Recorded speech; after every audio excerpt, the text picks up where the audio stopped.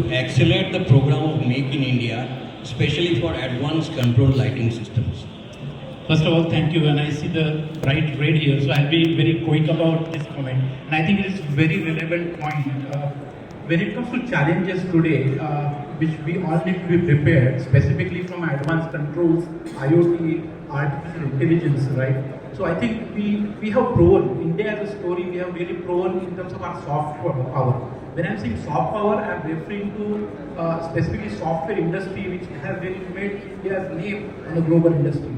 I think we have an opportunity to recreate that when it comes to products where hardware is involved, right? Now, one big challenge which I would like to highlight is that we need to take along the MSMEs, where there lies a huge opportunity and innovation capabilities.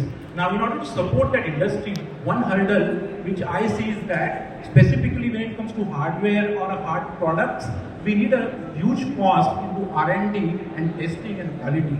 Right? That's where I think government can help MSMEs to really by creating that infrastructure which are really readily available, and that will help us sitting here in India to create products which are world class and can not only be adopted in India, but we are also ready to export it to other markets. So I think, I know there are many such similar challenges, but one I thought is more relevant for us is to focus more on R&D and the quality that will help us to create that trust which will bring the reliability and consistency on the products.